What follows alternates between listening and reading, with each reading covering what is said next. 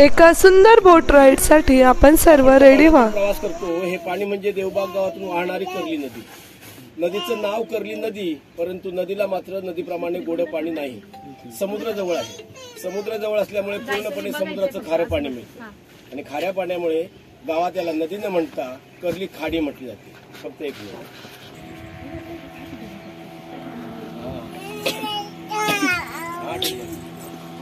ओ दादा ठीक आहे, चला कुठे गेली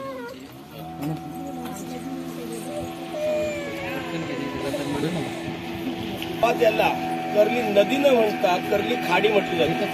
भरती ओटी या प्रोसिजरला समुद्राचं पाणी 6 तास भरतीला रनिंग करतं या नदीमध्ये, तसं ओटीला समुद्राकडे खेचलं जातं। भरती ओटी या प्रोसिजरने या नदीला मिळणारं खारं पाणी आणि जे समुद्रातलं पाणी ये जा करतं याच्यामुळे याला बॅक वॉटर सुद्धा म्हटलं जातं। आणि याच नदीतून प्रवास करून आपण समुद्रामध्ये डॉल्फिन पॉइंटला चाललो आहोत।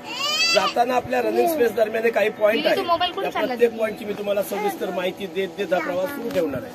डॉल्फिन पर्यंत जाऊ, डॉल्फिन पॉइंट पर्यंत इथून तुम्हाला त्याची गॅरंटी दिली जात नाही डॉल्फिनची। समुद्रात गेल्यानंतर डॉल्फिन ज्या ठिकाणी दिसतील तिथं बोट थांबवली जाईल, अन्यथा बोट परत वापस येते। आणि हा सगळा प्रवास करून नदीमध्ये आल्यानंतर तुम्हाला वॉटर स्पोर्ट्स मध्ये काही इंटरेस्ट असेल तर आपल्या बोटच्या डाव्या बाजूला हे तंबू दिसत आहेत हिरव्या छताचे, त्या ठिकाणी मोरेश्वर रॉक आयलंड करून एक एरिया आहे ज्याच्यावरती वॉटर स्पोर्ट्स चालू आहे। हे पूर्वी आपल्याला सुनामी आयलंडला मिळायचे। आता आपण काही नाव ऐकलं असेल सुनामी आयलंड, परंतु सुनामी आयलंड आता राहिलेलं नाही आपल्यासाठी यूज करायला।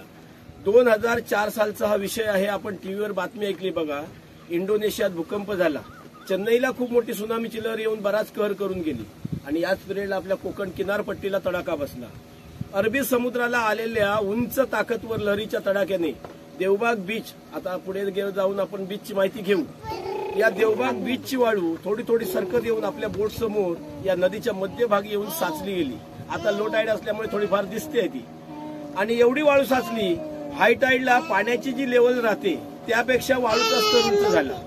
पाण्यापेक्षा वाळूचा स्तर उंच, चारी बाजूला पाणी, बनलं एक आयलंड।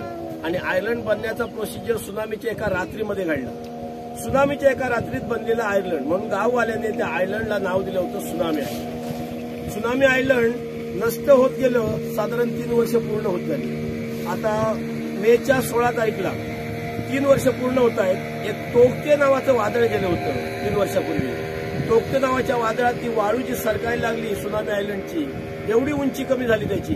हायटाईडला पाण्याच्या वरच्या बाजूला वाळू मिळायची, आता त्या वाळूवरती हायटाईडच्या वेळी 4-4.5 फुटाने पाणी राहते आणि एवढं पाणी मध्यभागी करंट पाण्याचा, त्याच्यामुळे तिथं वॉटर स्पोर्ट्स करणं पर्यटकांच्या दृष्टीने चांगलं नाही। पर्यटकांचा विचार करता तो पॉइंट बंद करण्यात आला आणि तिथे चालणारे वॉटर स्पोर्ट्स मोरेश्वर रॉक आयलंडला शिफ्ट केलेले आहे। पण आम्ही म्हणजे शिंपल्यांचं मांस चिकन सारखं थोडंसं चिवट असतं आणि हे जे मांस आहे 1 इंचाचंच मांस असतं साधारण, पण एवढं सॉफ्ट जसं आपण ब्रेड खातो एवढं सॉफ्ट। आणि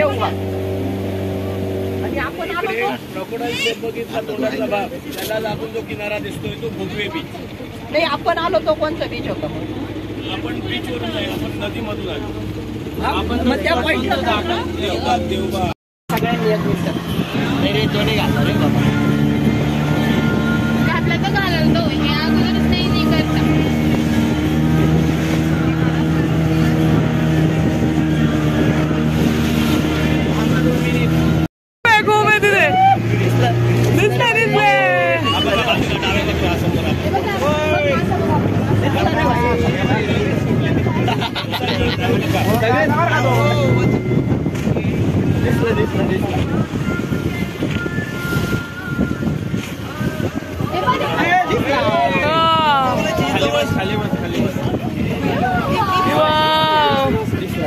आता खरी राईड सेवा झाली आपली सफर। एक नंबर केवढा आहे तो?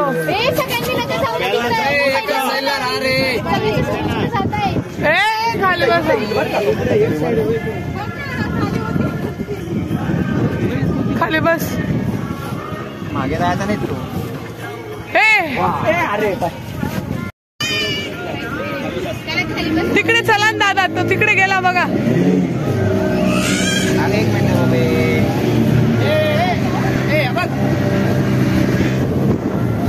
ए काय आहे ते? हा हे डोंगरावर जावं लागेल.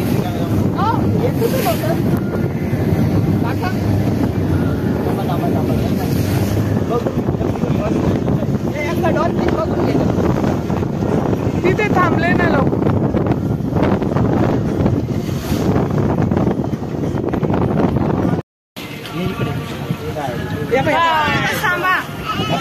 इथे तो किती वेळ खेळतोय बाय? 2-3. अरे बाबू काहीच नाही ना.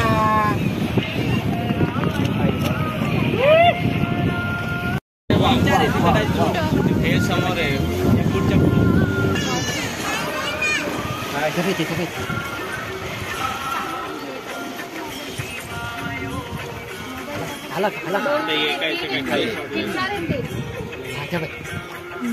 चला नका करू, त्यांना ऐकायला नका जाऊ देऊ. हळू बोल, हळू बोल.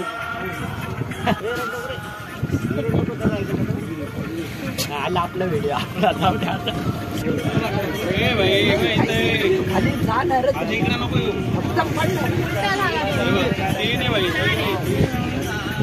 माझा फोन पण त्याच्यात.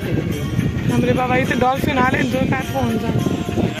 प्रायव्हेट प्रॉपर्टीमध्ये नारळाची झाडे लावलेली आहेत, त्यामुळे मिनी केरळचा अनुभव येतो असं त्यांनी सांगितलं.